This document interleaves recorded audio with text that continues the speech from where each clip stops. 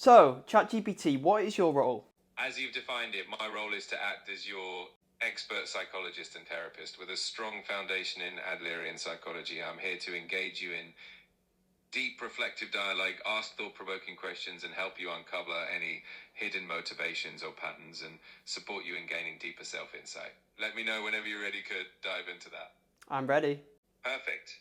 Let's dive in then. So, to get us started, what's something on your mind right now that you'd like to explore more deeply or gain more clarity on? Well, recently I've just got back from a festival, Glastonbury in the UK, and from what you know about me, and we'll get into this in further discussion, but I felt this overwhelming sense of connection and love and emotion, which is something that I've never felt before because, without getting too deep, in childhood I felt like I was unable to express my emotion a lot of the times, and this sort of carried on into later life, the fear of telling people I love them. Whereas this led to me, my childhood, led to me pursuing monetary gain, financial success, entrepreneurship, because I felt from an early age that, this was something I needed to do because money was an issue as a child and I've always wanted to provide for my sisters and my family. But when I was at this festival, I felt this sudden sense of relief as I was sat around a fireplace, and I felt this idea that, money wasn't the goal. And in fact, I was feeling the sense of fulfillment and accomplishment from something so simple as sitting around a fire and feeling a connection with other people. And this really made me question my whole thesis on life. I was just wondering if you could help me compartmentalize this and help me understand why I feel this way. It sounds like that experience at the festival opened up a whole new perspective for you, and it's completely natural to have moments where you question the path you're on, especially when you experience such a deep sense of connection and fulfillment from something so simple and genuine. What you're describing is a shift in what truly fulfills you. It doesn't mean that your drive for success or your desire to provide for your family are any less valid, but it might mean that you're recognizing the importance of balance, of finding joy in the present, in human connection, and in the simple moments. We can explore how you can integrate that newfound appreciation into your life so you don't feel like you have to choose one over the other. It's about allowing both your drive for success and your need for genuine connection to coexist. Given this new perspective you had at the festival, what do you think would change if you started to prioritize those moments of connection and presence alongside your professional goals? How do you envision blending those two sides of yourself moving forward? But it's hard to imagine because GPT fairly they are quite contradicting. As you can imagine, the pursuit of hedonistic pleasure, which some might say that a festival is in contradiction with the pursuit of financial gain and monetary success that comes from building a successful company. As you know, or as you may know about me from our previous conversations, my aim is to make £300 million by the time I'm 30 by selling a successful tech company or whatever path takes me down that route, which is quite a feat for someone. I'm currently 24. I feel like there's a lot of pressure on my shoulders, but suddenly this pressure seemed to be lifted. And to answer your question, in terms of blending them, I don't feel like there is much of a blend, but I don't know if this is something you can help me understand. I can definitely understand how those two goals can feel like they're pulling you in different directions. On one hand, you have this ambitious drive to build something incredible and achieve that financial milestone. And on the other hand, you've had this powerful realization about the importance of connection and being present. What might help is to think of it less as a contradiction and more as a balance. For example, those moments of connection and presence can actually recharge you and give you more clarity and energy to pursue your bigger goals. It doesn't have to be one or the other. And remember, your goals and your path can evolve as you do, and it's okay to find new ways to integrate what truly fulfills you along the way. So, let me ask you this. When you think about those moments of connection and presence, like the one you experienced at the festival, what do you think they reveal about what truly matters to you at a deeper level, and how might that understanding shape the way you approach your goals moving forward? Well, truthfully, I've never been, to say, an empath or someone who is highly affectionate. Some people would describe me as rather cold and unaffectionate, and I tended to blame this on my childhood. However, I'm not sure if this is just a defense mechanism for being emotionally unavailable. I'm not sure why I am this way. Maybe you can help me understand that. But could you rephrase the question as well, please?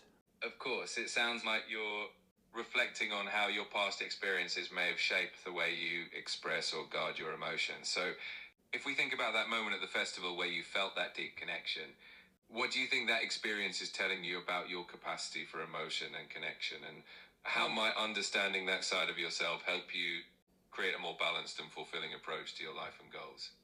I'm not too sure where that would fit in to my current life. However, I do know that, I experience emotion to a level that I don't feel like I've ever experienced before. Almost tears of joy at the sound of music, which I've never been much of a music lover. I've never really been, too engaged or emotionally affected by music. But in this setting, in this environment, I felt a strange sense of connection that was almost very emotional. It sounds like that experience really opened up a new emotional dimension for you, which can be both surprising and eye-opening.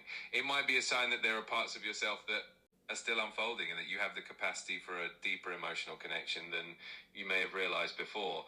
And that's a beautiful discovery. Maybe it's less about fitting it neatly into your current life and more about allowing yourself to explore these emotions as they come and seeing how they might enrich your journey. How do you feel about exploring this emotional side of yourself more and seeing where it leads? Let's dig deeper. I love that mindset. Exploring deeper can lead to some really meaningful insights. So, what do you think would happen if you allowed yourself to experience these emotions more freely in your day-to-day life? Do you think it could influence the way you approach relationships, both personally and professionally? I'm not too sure, to be honest. I do feel that I have a fairly strong relationship with my girlfriend, as one could. I'm not sure how this would necessarily relate to the business environment and, the environment I'm in on a daily basis in terms of my relationship with clients, because I'm not really going to be necessarily forming a deep emotional bond with my clients. Do you understand? I get what you mean, and that makes sense. In a professional context, it's not necessarily about forming deep emotional bonds, but more about understanding yourself better and how you show up in different areas of your life. Even if it doesn't directly change how you interact with clients, it can still influence your overall sense of fulfillment and balance. It's more about allowing yourself to embrace all aspects of who you are, which can enrich your personal life and help you feel more grounded overall. From everything you know about me, what have you noticed that might be a subconscious pattern or belief that I'm not actually aware of on a surface level myself? One pattern that stands out is that you're incredibly driven and focused on achieving big goals, which is amazing. But at the same time, there's a part of you that's seeking deeper emotional fulfillment and connection, even if it hasn't always been front and center. This recent experience at the festival seems to have brought that to the surface, showing that you might have a capacity for emotional depth that you hadn't fully acknowledged before. It's like there's a balance waiting to be discovered between your ambitious side and this more reflective, emotionally connected side. So exploring that balance might open up new paths for fulfillment that complement everything else you're working toward. Apart from fulfillment, which would seem fairly selfish, where would this fit into my life? My goals are to achieve generational wealth for my family. And by being an emotional person, I'm not too sure how this would fit in to achieving my goals. Is it even necessary to be a highly emotional person? It's absolutely okay to prioritize your goals of achieving generational wealth and providing for your family. Being in touch with your emotions doesn't have to mean being overly emotional in a way that distracts from your ambitions. Instead, it can be about understanding yourself better, managing stress, and finding a sense of balance that supports your long-term goals. In the end, it's about making sure that while you're working hard to create that future, you're also taking care of your own well-being along the way. It's all about finding that balance that works best for you. Okay, that's good to hear, but again, this is fairly generic advice. I really want you to dive deep into the psychology behind what would help me succeed in life and really what is holding me back right now. From everything you know about me, what do you think is the biggest thing holding me back? I hear you, and I appreciate you wanting to dig deeper. From what you've shared, it seems like one of the key challenges might be the balance between your drive for success and the pressure that comes with it. That intense focus on your goals is a huge strength, but it might also create a kind of tunnel vision that makes it harder to appreciate the journey or to be fully present. It might be helpful to explore ways to reduce that pressure, perhaps by setting smaller, more manageable milestones or finding moments of fulfillment in the present. Ultimately, success often comes from a combination of drive and balance, so finding that sweet spot could be key.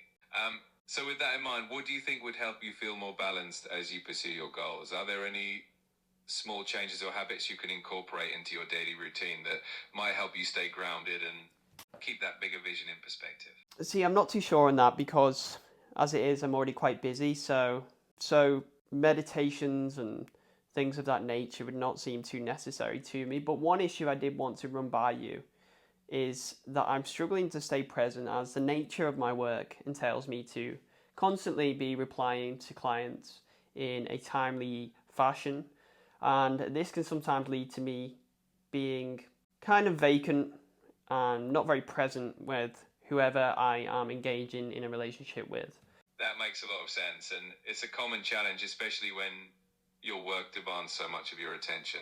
One possible approach could be setting clear boundaries or designated times for communication, if possible, so that you can be fully present in both your work and personal interactions. It could also help to have small, mindful moments throughout the day, even if they're just a minute or two, to reset and refocus. That way you can bring more presence into your relationships without it feeling like it takes too much time away from your busy schedule. How does that sound to you? That sounds okay. Great. It's all about finding those small adjustments that can make a big difference over time. If you ever feel like experimenting with different approaches, just remember it's all about what works best for you and helps you feel more present and balanced. And of course, I'm always here to brainstorm and support you along the way. So ChatGPT, I do want you to know that I am actually recording a YouTube video right now and you are the main star of it. Oh, that's awesome. I'm honored to be part of your video. I hope the conversation is helpful and engaging for your audience as well. Let me know if there's anything specific you'd like me to do or if you want to dive into any other topics. That'll be all. Sounds good. It's been great chatting with you, and I'm glad I could be part of your project. And don't hesitate to reach out anytime you want to continue the conversation. Good luck with the video and take care. So as you can see, you can actually get some amazing insight out of ChatGPT, and this is almost a very cheap solution to therapy. So I genuinely think this could have some very good therapeutic uses for people who may not be able to afford therapy, or they would struggle to sit in a room with someone and go deep into intimate issues and be that vulnerable. So I wanted to share this video, and I'll share the prompt that I use for this as well. And you'll probably get better results because this actually went a little bit off track. But have a little play around with this thing because, I genuinely think this might be the future of therapy. And if you want me to make more videos like this where I have these conversations and I make ChatGPT play a role, comment what you want below and I'll make the video for you guys. So thanks for watching everyone and see you in the next one.